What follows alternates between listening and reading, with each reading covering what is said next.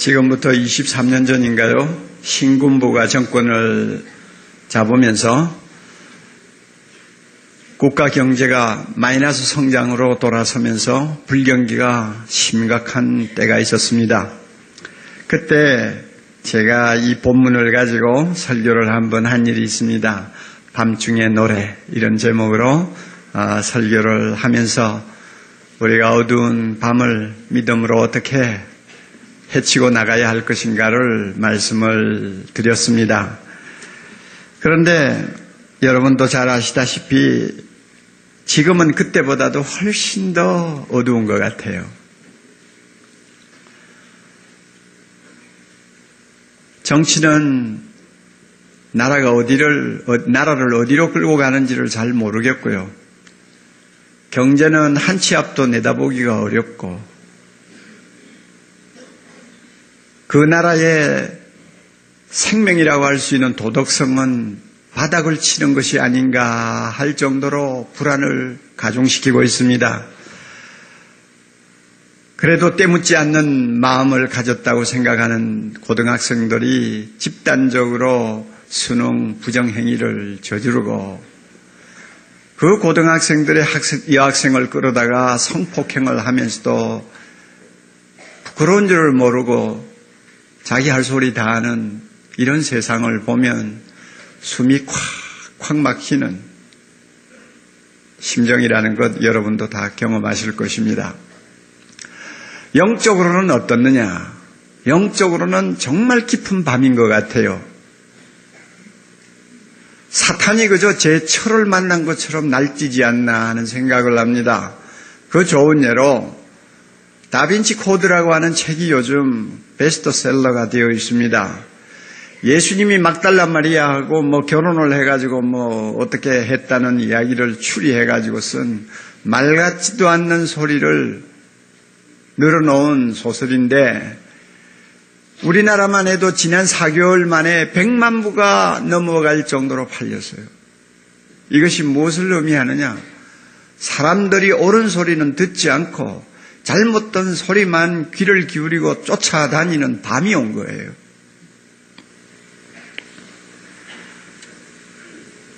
나라가 이런 밤을 맞으니까 개인도 밤을 피하지 못하는 분들이 많죠.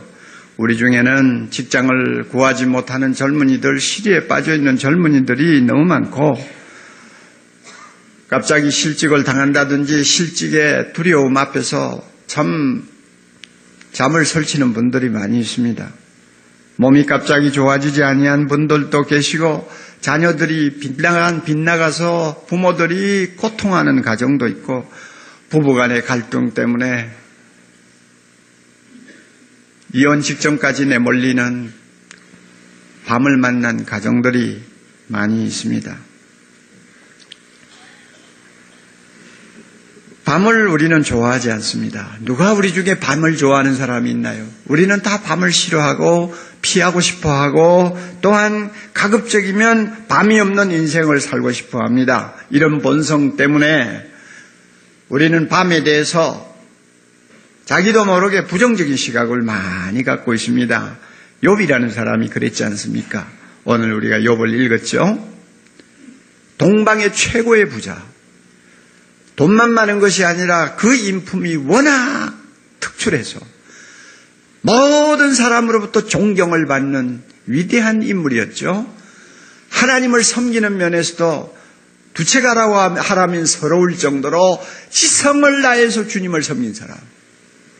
그런데 어느 날 하루아침에 자녀 다 잃어버려, 건강 잃어버려, 재산 날아가버려, 아내 도망가, 남은 것이 하나도 없는 거예요.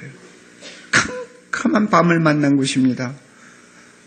너무나 어처구니 없는 이런 고통을 그가 직면하게 되니까 자기도 모르게 생각이 부정적으로 돌아버렸어요. 친구 셋이 찾아와서 이 고통이 어디로부터 온 것이냐를 가지고 갑론을박하면서 내뱉은 말들을 들으면은 전부 다 부정적인 시각이에요. 내 죄가 많아서 이런 저주를 받는 것이다. 아니야, 나는 그런 죄를 범한 일이 없어. 아니야, 네가 죄를 범한 거야. 숨은 죄가 있기 때문에 죄값이야.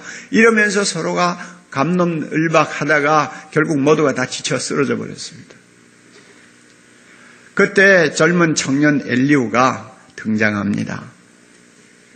엘리후의 시각은 좀 달라요. 고통을 보는 안목이 다른 사람하고 틀려요. 왜 당신들은 고통을 이렇게 부정적으로만 해석하냐? 우리가 잘 생각하면 고통 속에는 하나님의 놀라운 은혜가 있다 이거예요.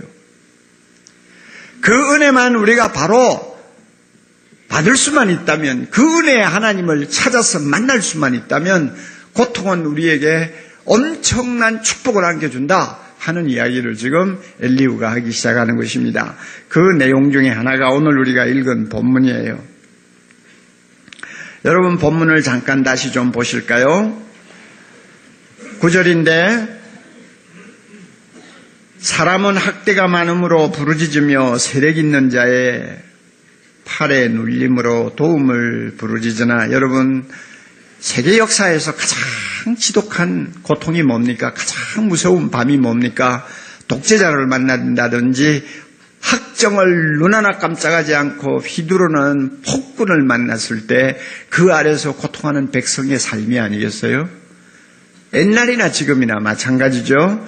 이런 고통을 당하면 누구에게나 어두운 밤이 찾아옵니다. 그럴 때 엘리후가 보면 사람들이 정상적으로 그 밤을 돌파할 수 있는 자세를 취하지 않는다는 것입니다. 그래서 10절 이런 말을 하죠. 나를 지으신 하나님 곧 하나님 사람으로 밤중에 노래하게 하시며, 사람으로 밤중에 노래하게 하시며 우리를 교육하시기를 땅의 짐승에게 하심보다 더하게 하시며 우리에게 지혜 주시기를 공중의 새에게 주심보다 더하게 하시는 이가 어디 계신가? 말하는 자가 한 사람도 없구나. 쉽게 요약하면 이것입니다. 밤이 오면 하나님이 특별히 주시는 은혜가 있는데 그것은 밤중에 노래하게 하신다는 겁니다. 하나님은 우리로 하여금 밤중에 노래하도록 입을 열어주신다는 것입니다. 그뿐 아니라 대낮에 가르쳐 주시지 않던 값진 지혜를 밤에 가르쳐 주시는 하나님이라는 것입니다. 그러므로 밤을 만났습니까? 이 하나님을 열심히 찾아가면 밤중에 노래하는 사람으로 바뀌고 밤중에 놀라운 지혜를 터득하는 지혜자가 될 수 있는데, 그럼에도 불구하고 이 하나님은 찾아가지 아니하고 내 탓 하면서 절망하고 좌절하고 흔들리기만 한다. 이것이 불행을 더 불행하게 만드는 요인이 아니냐 하는 이야기를 지금 엘리후가 하고 있는 것입니다. 여러분 얼마나 소중한 진리입니까? 우리가 엘리후가 알던 이 하나님을 바로만 알고 의지하면 밤을 우리는 정면으로 돌파할 수가 있습니다. 그리고 밤을 보는 시각도 달라져요. 패러다임이 바뀝니다. 내 죄가 많아서 이렇지, 내 팔자가 이렇지, 어쩔 수 없지, 이런 부정적인 패러다임이 아니고, 나에게 밤이 온 것 같다. 이왕 밤을 만났으니 대낮 같은 인생을 살면서 부르지 못한 노래나 한번 불러보자. 왜? 하나님이 나에게 그런 노래 가르쳐 주신다고 약속하셨어. 이왕 밤을 만났으니 형통하게 세상을 살 때 내가 깨닫지 못했던 지혜를 한번 터득해보자. 하나님이 밤에 가르쳐 주시는 특별한 지혜가 있다고 하니 내가 그거 배워서 하나님이 기뻐하시는 지혜자가 되어보자구나. 이런 생각을 가지고 밤을 보면 달라 보여요. 밤이 달라 보여요.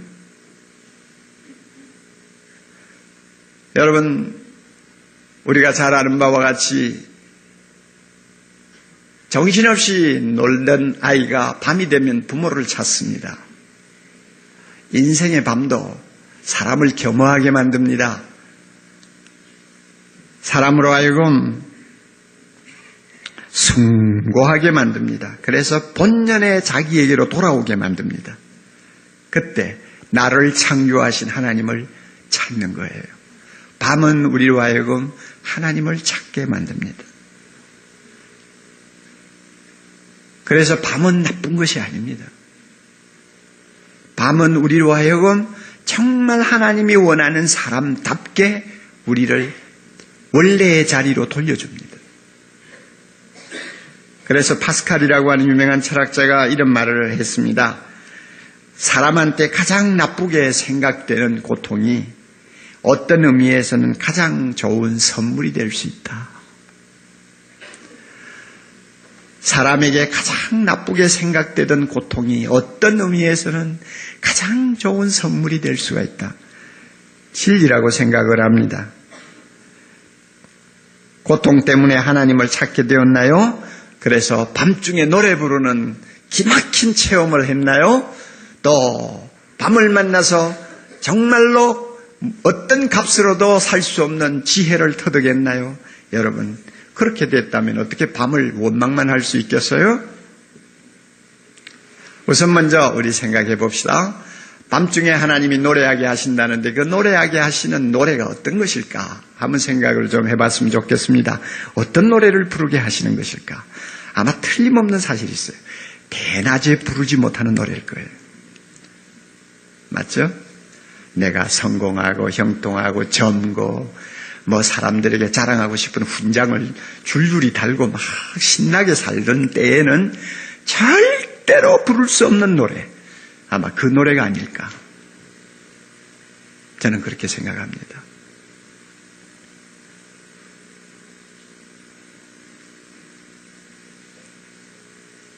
밤중에 부르게 하는 노래, 아마 그것은 하나님을 향한 진지한 어떤 사랑의 고백일지도 몰라요. 평소에도 하나님 사랑한다는 말 자주 했죠. 예배 드릴 때마다 우리는 하나님 사랑합니다 하고 찬송하지요. 그러나 내 팔자 상팔자 기댈 것이 너무 많고 걱정거리 없고 자신만만할 때는 다 입에 발린 소리예요. 다 속으로는 믿는 구석이 있기 때문에 하나님 사랑합니다. 어떻게 보면 중심을 보시는 하나님의 눈으로 볼 때는 연엄 너 속에도 없는 소리 잘 떠든다. 아마 이런 소리를 하나님이 하실지도 몰라요. 그렇잖아요. 부잣집에 자녀로 태어나서 하고 싶은 것 다 할 수 있고 먹고 싶은 것 다 먹고 즐기고 싶은 것 다 즐기는 애가 엄마 사랑해요.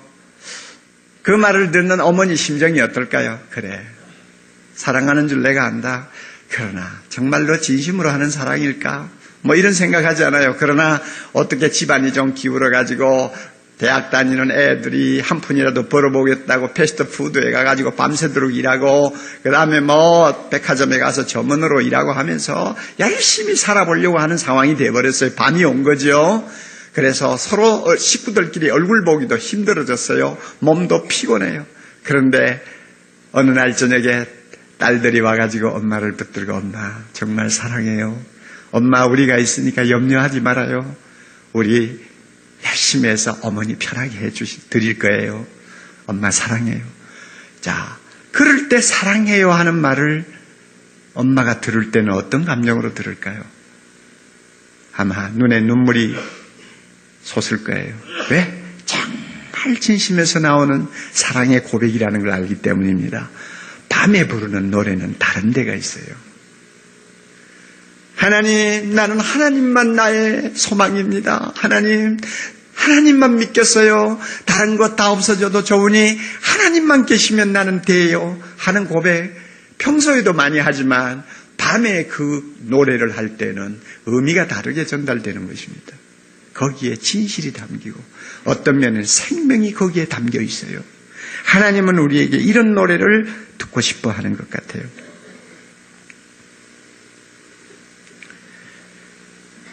여러분 잠깐 하박국 3장 좀 보세요. 찾지 않아도 돼요. 자막에 나올 테니까 하박국 3장을 우리가 좀 보면 성경에 나오는 밤의 노래 가운데서 가장 클래식이라고 할 수 있는 노래라고 저는 확신합니다. 이 하박국이 한 노래가 나오는데요. 먼저 배경을 여러분이 좀 아시면 좋겠어요. 그 당시에 최대의 강국은 애굽이었습니다. 그래서 유대나라도 애굽에게 기대고 살았어요. 마치 오늘 우리가 미국에 기대고 사는 것과 비슷한 상황이었습니다. 그런데 신흥국가 바벨론이 등장하면서 애굽의 세력이 점점 꺾이기 시작했는데 드디어 어느 전쟁에서 애굽 군대가 바빌론 군대 앞에 완전히 패배를 해버렸습니다. 그래서 세상의 권력 판도가 바뀌게 됐어요. 그러자 승승장구한 바벨론이 애굽과 동맹한 유다를 정복하기 위해서 지금 쳐들어오고 있는 거예요. 이 소식이 온 나라에 퍼졌어요. 하박국도 마찬가지예요. 그래서 모든 사람들이 사시나무 떨듯이 떠는 거예요. 이럴 때 하박국이 뭐라고 표현했느냐 하면 창자가 흔들린다고 그랬어요. 집 안에 앉아 있는데도 몸이 떨린다고 그랬어요. 나중에는 뼈가 썩는다고 그랬어요. 이 바벨론 군대가 한번 와서 쓸고 지나가면 내가 지금까지 쌓아놓은 것들이 남아있겠어요? 곡간에 곡식이 있겠어요? 들에 과일이 남아있겠어요? 지금으로 말하면 경제가 완전히 쑥밭이 되어버리죠. 그러니까 칼에 죽지 않으면 굶어 죽을 확률이 거의 다반사라고 말이에요. 그렇게 무서운 지금 밤이 지금 찾아오고 있어요. 이럴 때 하박국이 찬양을 했어요. 어떻게 이런 어두운 밤에 이런 찬양을 할 수 있는지 이 말씀을 읽으면 읽을수록 신비할 정도입니다. 우리 한번 볼까요? 자막에 뜨는데 여러분 한번 보세요. 17절 하박국 3장 17절 그는 이렇게 이야기합니다. 노래합니다. 비록 무화과 나무가 무성치 못하며 포도나무에 열매가 없으며 감람나무에 소출이 없으며 밭에 식물이 없으며 우리의 양이 없으며 외양간에 소가 없을지라도 다 날아가고 없는 거예요. 바벨론 군대 앞에 남아있을 것이 하나도 없죠. 다 없어도 하나님 그래도 좋습니다. 나는 여호와를 인하여 즐거워하며 나의 구원의 하나님을 인하여 기뻐하리로다. 여러분 이런 노래가 세상에 어디 있어요? 주 여호와는 나의 힘이시라. 나의 발을 사슴과 같게 하사 나로 나의 높은 곳에 다니게 하시리로다. 할렐루야. 밤중에 이런 노래를 부를 수 있다? 여러분 이거 상상이나 되나요?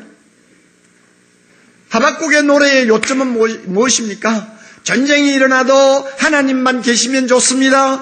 모든 가진 것들이 다 없어져도 심지어 굶어도 하나님만 계시면 그 하나님은 나의 기쁨이요 나의 사랑이요 나의 힘이십니다. 하나님은 나의 구원이십니다. 결국 하나님은 나로 하여금 사슴과 같이 나를 힘있게 만들어서 어두운 밤도 마음껏 뛰어다니게 하실 것이요 결국은 하나님께서 이 어두움을 헤쳐버리시고 아름다운 나를 나에게 다시 주실 것이라는 찬양 아닙니까? 그러니까 하나님을 즐거워한다고 그러죠. 이것은 사람이 자기 힘으로 부를 수 있는 찬양이 아닙니다. 우리에게는 어두운 밤에 이런 노래를 부를 만한 능력이 본래 없어요. 아무도 없어요. 그러므로 이것은 하나님이 부르게 하시는 노래입니다. 하나님이 은혜 주실 때 부르는 거예요.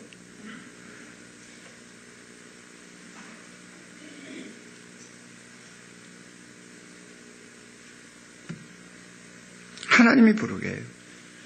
남편이 실직했어요. 부인이 팔 걷어붙이고 뛰어나갔습니다. 특별한 기술도 없으니까 식당에 가서 설거지하는 일을 합니다. 받는 것도 박봉이요. 그럼에도 불구하고 설거지를 하는 부인의 마음속에 찬양이 터져요. 하나님, 이래도 참 고마워요. 건강해서 일하게 해주시니 고맙고요. 하나님이 내 아버지 되시니 감사하고요. 이럴 때 남편의 믿음을 하나님께서 참 정금같이 새롭게 해주실 줄 믿고 감사하고요. 조금만 지나면 하나님이 또 우리 가정에 낮을 주시고 아침을 주실 줄 알고 감사하고요. 이러면서 자기도 모르게 설거지하면서 흥얼흥얼하고 찬송한다. 여러분 이 사람 누가 막을 거예요? 이런 사람을 누가 막을 거냐고요? 이런 찬송을 부르는 사람을 밤이 불행하게 만들 수 있습니까? 이런 사람을 누가 감당할 수 있습니까? 아무도 감당할 수가 없는 거예요. 이거는 하나님이 주시는 노래예요.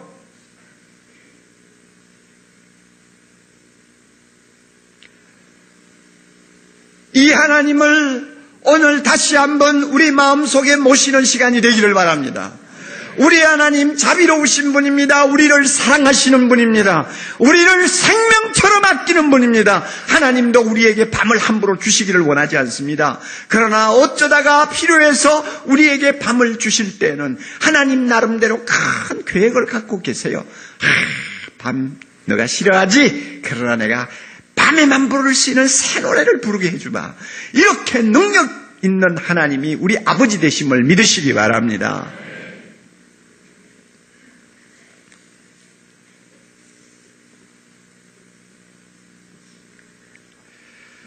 두 번째로 우리가 좀 생각해 볼 것이 있습니다. 인생의 밤을 만나서 하나님은 우리에게 지혜를 가르쳐 주신다고 했는데 무슨 지혜를 가르치시는 것일까? 우리가 한 가지 예를 좀 들어보는 것이 좋습니다. 여러분 그렇잖아요. 사람은 어리석은 데가 참 많습니다. 똑똑한 것 같은데도 참 어리석습니다. 뭘 보고 아느냐 하면 내가 손에 쥐고 있을 때, 내가 누리고 있을 때는 그걸 귀한 줄 몰라요. 잊어버리고 나서야, 내 손에서 떠나고 난 다음에야 비로소 하고 깨닫는 것이 인간이에요. 그만큼 어리석은 데가 많아요. 예를 들어서 병이 들고 나서야 건강이 얼마나 소중한가를 깨닫잖아요. 이게 인간이죠. 부부가 오손도손 살다가 둘 중에 하나가 먼저 세상 떠나면 비로소 부부 생활이 얼마나 자기에게 행복이었는가를 비로소 깨닫고 세상 떠난 남편 두고 아내 두고 잘해주지 못한 것이 안타까워서 눈물을 그냥 쏟고 또 쏟는 일이 얼마나 많아요. 사람은요, 가지고 있을 때는 몰라요. 늙어야 인생의 젊음이 얼마나 값진 것인가, 내가 그때 좀 더 열심히 잘했어야 할 텐데 하고 후회하는 것이 사람이죠. 그래서 사람에게는 가끔 밤이 필요해요. 가진 것을 잃어버리기도 하고 올라갔다가 떨어지기도 하고 건강했다가 몸을 다치기도 하고 가끔 밤이 필요해요. 하나님은 건강하고 형통하면서 어리석게 사는 것보다도 차라리 고통을 당하면서도 지혜롭게 사는 사람 되기를 원하시거든요. 믿습니까 여러분? 그래서 가끔 밤을 주세요. 여러분 솔로몬 한번 생각해 보세요. 세상에 팔자가 좋아도 그 사람만큼 팔자 좋은 사람 없지 않아요? 예? 얼마나 돈이 많아요. 평생 전쟁 하나 한번 해보지 않고 살았잖아요. 아버지 덕분에 그냥 모든 것을 그냥 누리기만 하면 되는 세상을 살았잖아요. 자기가 원하는 것, 자기가 좋아하는 것, 눈에 드는 것 하나도 못 가져본 것이 없어요. 여자도 보면 마음에 들면 막 다 데리고 왔어요. 다 데리고 왔어요. 그러니까 1000명이나 됐죠. 다들 다 낳았으니까 1000명이나 됐죠. 그러니까 한 1000명이라도 그 정도서 끝났으니 다행이지, 잘못했으면 10,000명이 될지도 모르죠. 그 사람을 누가 말려요? 그러니까 눈에 보아 마음에 드는 여자는 다 끌어다 놓은 거예요. 얼마나 팔자 좋은 사람이요. 사실은 팔자가 안 좋아요. 찢겨 죽지 않은 것이 다행이지 거의 1000명 가운데 어떻게 살아남았겠어. 그러니까 빨리 죽었지. 그러니까 어쨌든 밤을 모르고 세상을 산 사람이에요. 그랬더니 여러분 보세요. 별 수가 없어요. 하나님께서 솔로몬을 놓고 너는 전무후무한 지혜자가 될 것이다. 내가 너에게 지혜를 주겠다. 그래서 진짜 그는 지혜자가 됐어요. 그러나 밤을 모르고 한 생을 살다 보니 최고의 지혜자가, 최고의 어리석은 자가 되어버렸어요. 인생이라는 것은 시작보다도 끝이 좋아야 돼요. 끝이 좋아야 되는 솔로몬은 시작은 좋았는데 끝이 가장 어리석은 자의 인생의 끝마무리를 하고 말았어요. 점점 마음이 하나님을 떠났어요. 하나님이 미워하는 우상숭배에 몸을 던졌어요. 그러다가 보니까 백성으로부터도 존경을 받지 못하는 어리석은 자가 되어버리고 나중에는 이 여자 말 듣고 이리 가고 저 여자 말 듣고 저리 가고 우왕좌왕하다가 결국은 생을 바보처럼 마치고 그 사람이 떠나자마자 나라가 두 조각이 나버리고 그럴 수밖에 없는 것이, 그렇게 어리석은 생을 마치는 사람이 자식 교육 제대로 했겠어요? 밤을 평생 모르고 살았는데 자녀 교육 제대로 했겠느냐고요. 그러니까 바보 같은 왕이 나와가지고 나라를 둘러 쪼개고 말았죠. 솔로몬 보면 우리가 많은 것을 생각하게 됩니다. 그러면 하나님이 우리에게 인생의 밤을 주시는 이유는 우리에게 지혜를 가르치시기 위함이라고 했습니다. 어떤 지혜일까요? 저는 다윗의 예를 하나 들겠습니다. 시편 39편, 여러분 4절부터 말씀을 한번 같이 읽어보도록 하겠습니다. 자막에 나오는 대로 읽으셔도 좋고요. 네. 지금 시편 39편의 내용은 다윗이 지금 심각한 병에 걸려가지고 자리에 누워있는 시간에 쓴 글입니다. 생사를 확인할 길이 없을 만큼 지금 중환병을 앓고 있어요. 그래서 39편 제일 마지막에 보면 내가 떠나서 죽기 전에 나의 건강을 회복시켜달라고 지금 하소연하고 있는 모습을 봅니다. 병상에 누웠어요. 다윗처럼 천하에 두려운 것이 없는 왕이었죠. 다윗처럼 영화를 누린 왕도 드물죠. 다윗처럼 전성기를 누린 왕도 드물죠. 그럼에도 불구하고 그는 병상에 누웠어요.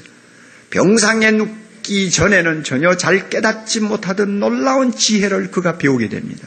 그 지혜가 뭡니까? 4절 이하 봅시다.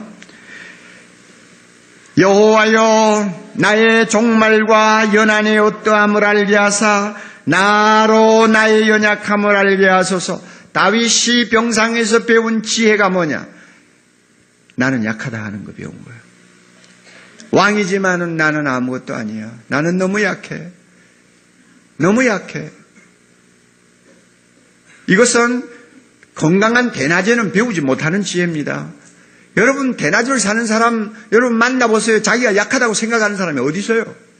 그러나 병상에 누우니 정말 자기는 아무것도 아니라는 걸 깨달은 거예요. 그 다음에 또 보세요. 5절에 주께서 나의 날을 손넓이만큼 되게 하시매 나의 일생이 주의 앞에는 없는 것 같사오니. 무엇을 배웠습니까? 여러분, 인생은 짧다. 내 생각에는 70년, 80년 사는 것이 대단한 것 같이 보이지만은 병상에 누워서 나의 생을 앞뒤로 재어보니 이것은 손넓이만큼 그것만도 못한 짧은 인생이구나. 인생의 덧없음을 깨달은 거예요. 하나님이 주신 지혜예요. 그 다음에 또 뭐라고 말합니까? 사람마다 그 든든히 선 때도 진실로 허사뿐이니이다. 성공해서 우쭐거리고 많이 모아서 자랑하고 세상 사람 앞에 인정받아서 기뻐하고 하던 거 다 나중에 보면 아무것도 아니라고 말이에요. 사람이 든든히 섰다고 큰 소리 칠 때 그거 대단한 것처럼 보이지만 좀 더 어린아이의 눈으로 보면 아무것도 아니라고 말해요. 그 다음에 6절 봅니다. 진실로 각 사람은 그림자같이 다니고 헛된 일에 분요하며 재물을 쌓으나 누가 취할는지 알지 못하나이다. 아무리 열심히 벌어놓아도 내 것이 아니다 그 말이에요. 아무리 쌓아놔도 내 손에 남아있는 것이 아니다고. 누구 손에 갈지도 몰라요. 그것을 짊어지고 가는 것도 아니요. 그것을 가지고 내가 다 누리고 가는 것도 아니요. 내 것이 아니다. 어디서 깨달았습니까? 병상에서 깨달았어요. 이게 지혜입니다. 건강할 때 잘 인정을 하지 않으려고 하던 지혜입니다. 병이 들어서 자기가 누워있을 때 하나님이 가르쳐 주신 지혜입니다. 나는 약하다. 인생은 짧다. 인간의 성공 자랑할 것 못 된다. 쌓아놓은 재물 내 것이 아니다. 이 모든 것을 병상에서 다 정말로 절절히 깨닫는 거예요. 하나님이 주시는 지혜입니다. 그래서 결론이 뭡니까? 주여, 다 같이 읽습니다. 주여, 내가 무엇을 바라리요? 나의 소망은 주께 있나이다. 다시 한번. 주여, 내가 무엇을 바라리요? 나의 소망은 주께 있나이다. 지혜 중에 지혜가 뭡니까? 하나님만이 믿을 뿐, 하나님만이 나의 소망, 하나님만이 나의 영광이라고 고백하는 것이죠. 이게 지혜입니다.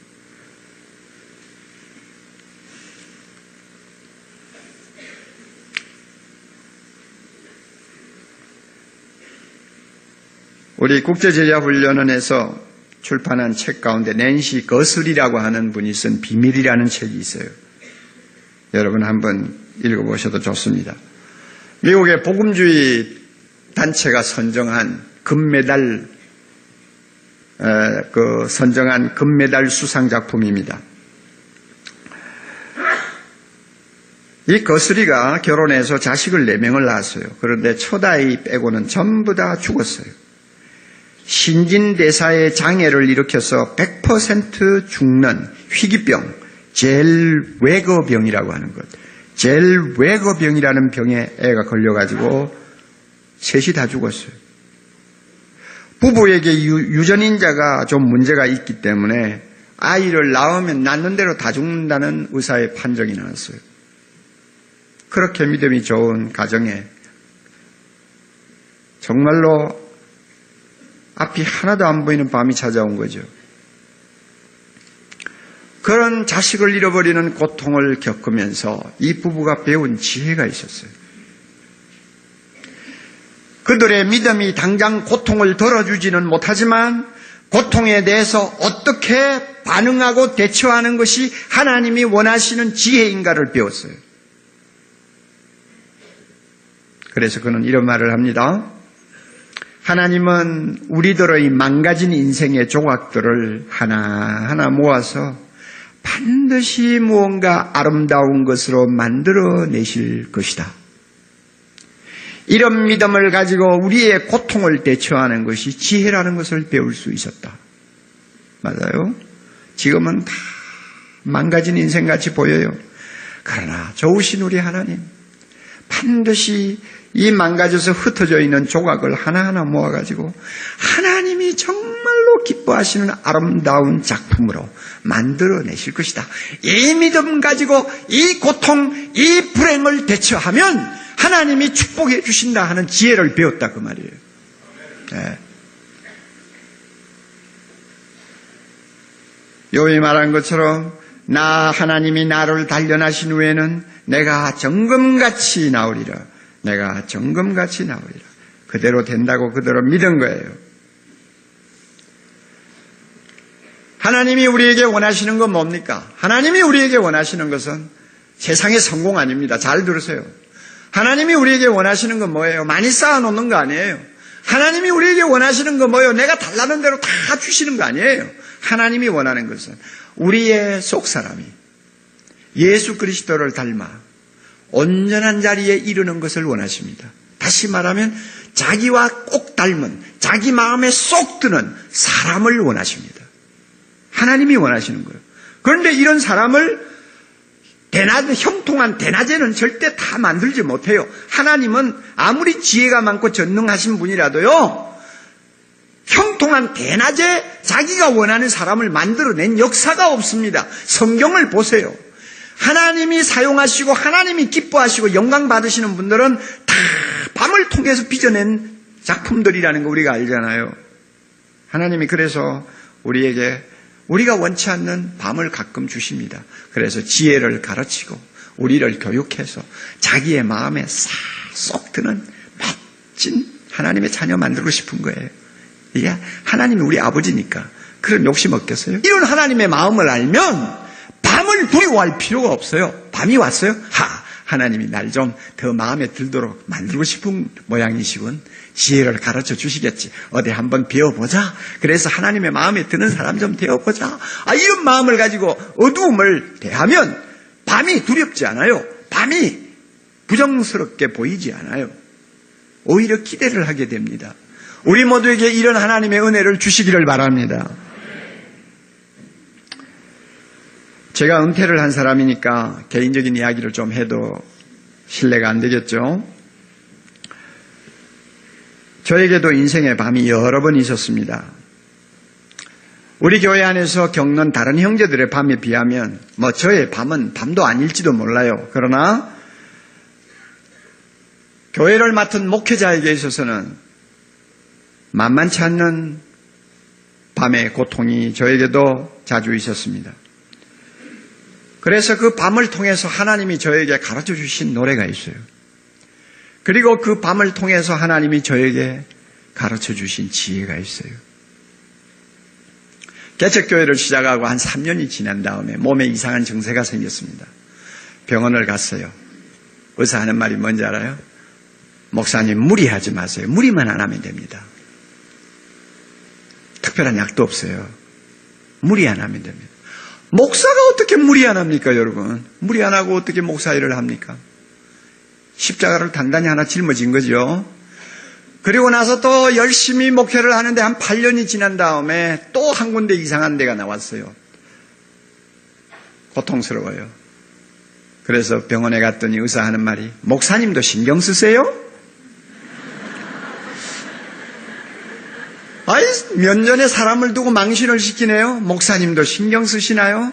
신경만 쓰지 마세요. 신경 안 쓰면 됩니다. 뾰족한 치료책도 없고요. 그러니까 신경 쓰지 말면 됩니다. 이러니 참 기가 막히는 거예요. 무리하지 말아야 되고 신경 쓰지 말아야 되고 그럼 목사 그만두라는 이야기죠. 그러니까 제가 어떻게 합니까? 하나님이 나에게 밤을 주시는구나. 그래서 그 두 가지 몸의 약한 부분을 안고 이제 목회를 해야 되는 것입니다. 그러니까 어렵죠. 차라리 교회가 100명, 200명 다 그 모양으로 그냥 크지도 않고 줄지도 않고 있으면 어떤 면에는 목회하기가 쉬운데 계속 교회는 1000명, 2000명, 5000명, 8000명, 10,000명, 20,000명 늘어나는데 목사가 어떻게 무리하지 않습니까? 목사가 어떻게 신경 안 씁니까?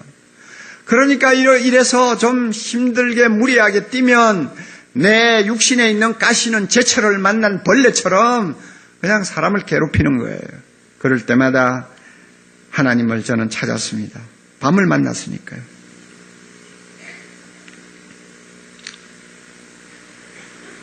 하나님 찾아서 불평도 하고 하소연도 하고 투정도 하고 또 좀 살려달라고 부르짖기도 하고 그랬지만은 하나님은 귀가 먹었는지 가만히 계세요.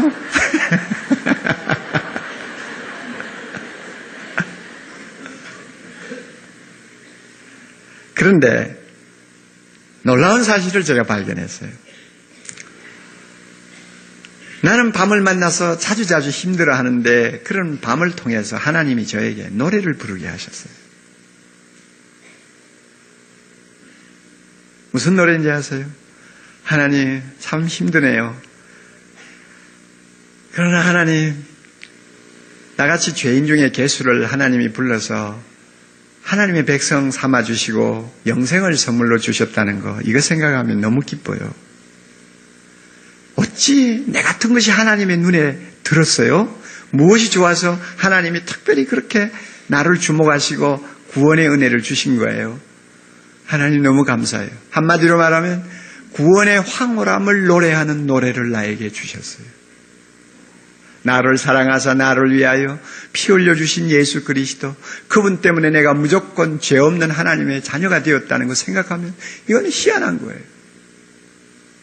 그래서 90년도 한 해 동안 몸이 아파서 안식년을 보내고 91년도에 강단에 서서 얼마 지난 후에 제가 로마서를 강의하기 시작했는데 그 로마서는 제가 밤중에 배운 구원의 노래였습니다. 그래서 그 로마서 강의를 1년 반 동안 하면서 강단에 서서 설교하다가 춤 많이 췄죠. 그때 제가 춤 많이 늘었어요. 예? 너무 좋아가지고 나 자유 얻었네 너 자유 얻었네 우리 자유 얻었네. 지금은 오정현 목사님 밑에서 기가 죽어가지고 찬송 못하지만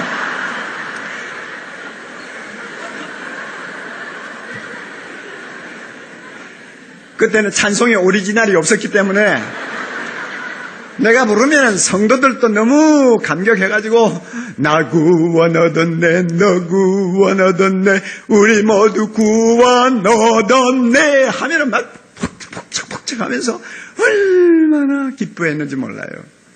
하나님이 나에게 이 구원의 노래를 주셨어요. 물론 평소에도 내가 받은 구원을 하나님 앞에 찬송하고 기뻐했지만은 인생의 밤을 만나서 내가 부르는 그 구원의 찬송은 깊이가 다른 것이었어요.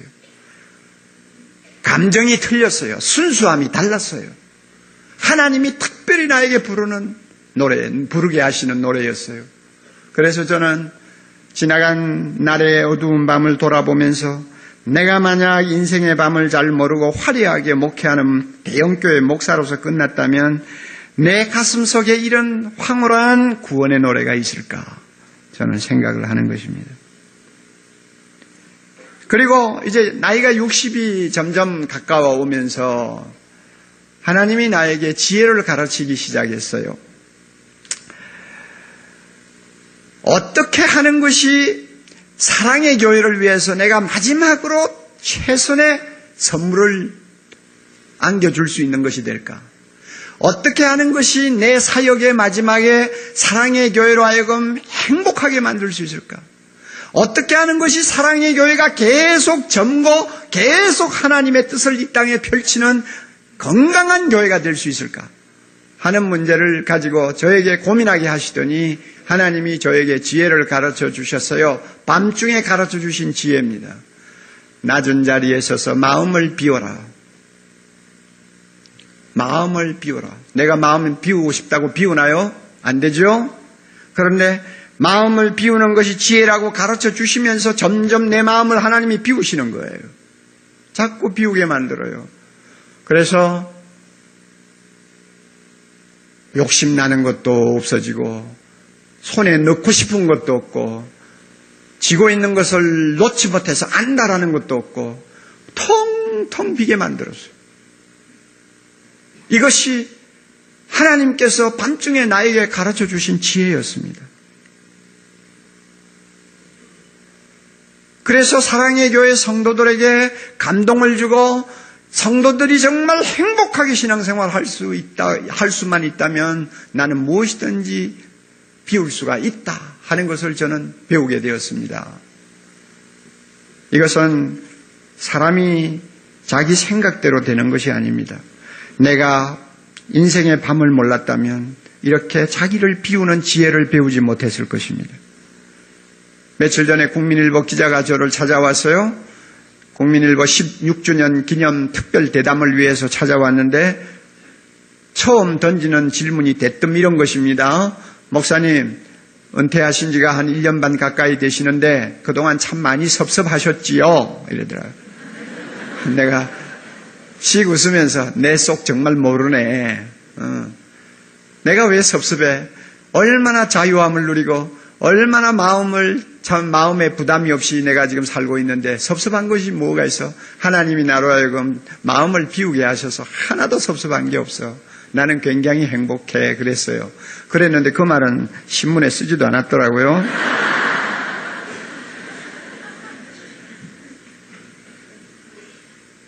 자, 여러분 이제 결론 맺읍시다. 중요한 거 3가지를 꼭 기억하세요. 첫 번째로요. 사람은 누구나 다 고통을 겪고 산다는 것을 잊지 마세요. 누구에게나 밤이 있다는 것을 잊지 마세요. 이 밤은 나만이 당하는 것이다 하는 어리석은 생각을 하지 말라 그 말입니다. 어떤 분이 이런 말을 했습니다. 당신이 당하는 고통은 인류가 힘을 합쳐서 짊어져야 할 무거운 짐 가운데서 당신에게 할당된 지극히 작은 몫에 지나지 않는다 하는 말을 한 일이 있어요. 옳은 말 아니에요. 모든 인류가 지금 힘을 합해서 짊어져야 될 짐이 있는데 그 가운데서 내가 당하는 것은 지극히 적은 한 몫에 지나지 않아요. 인생을 사는 사람 치고 밤을 모르고 사는 사람 없습니다. 그러므로 여러분 지금 밤을 당해서 나만 이런 일을 당한다 하는 생각을 하지 말아야 돼요. 이게 중요합니다. 첫째로. 둘째로는요. 뭐냐 하면은 이왕 밤을 만났으면 이 밤을 긍정적으로 보고 긍정적으로 대처하자 이것입니다. 왜? 자비로우신 우리 하나님이 밤에 가르쳐 주시는 노래가 있다. 그 노래 한번 불러보자. 하나님이 좋아하실 거다. 밤이라야 하나님이 가르쳐 줄 수 있는 지혜가 있다니 그 지혜를 내가 한번 배워보자. 하나님이 원하는 사람이 될 거야. 그러므로 밤은 절대 나쁜 것이 아니야 하는 확신과 소신을 가지고 여러분의 어두움을 헤쳐나갈 수 있기를 바랍니다. 또 한 가지 더. 밤은 영원히 계속되지 않는다는 사실을 꼭 기억하시기를 바랍니다. 밤은 반드시 지나갑니다. 반드시 아침이 옵니다. 아멘. 반드시 밝은 아침이 기다립니다. 시편 30편 4절 5절 우리 다 같이 큰 소리로 읽습니다. 시편 30편 4절 5절입니다. 주의 성도들아 여호와를 찬송하며 그 거룩한 이름에 감사할지어다. 그 노염은 잠깐이요 그 은총은 평생이로다.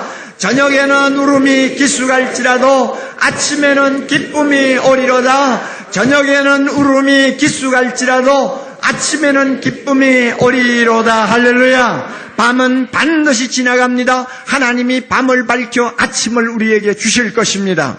이걸 꼭 기억하세요. 다시 반복합니다. 나 혼자 밤을 만난 것이다 하는 방정맞은 생각하지 말라고 그래요. 밤이 왔으면 자 밤중에 부르는 노래 한번 불러보자. 하나님이 주시는 지혜 내가 한번 배워보자. 이런 자세로 밤을 대하라고 말이에요. 그리고 또 하나 밤은 반드시 지나간다. 하나님이 나에게 아침을 주실 것이다 하는 소망을 가지라고 말해요. 그러면 하나도 내가 손해볼 것 없습니다. 여러분의 삶을 통해서 이런 축복들이 계속 이어질 수 있기를 바랍니다. 다 같이 기도하십시다.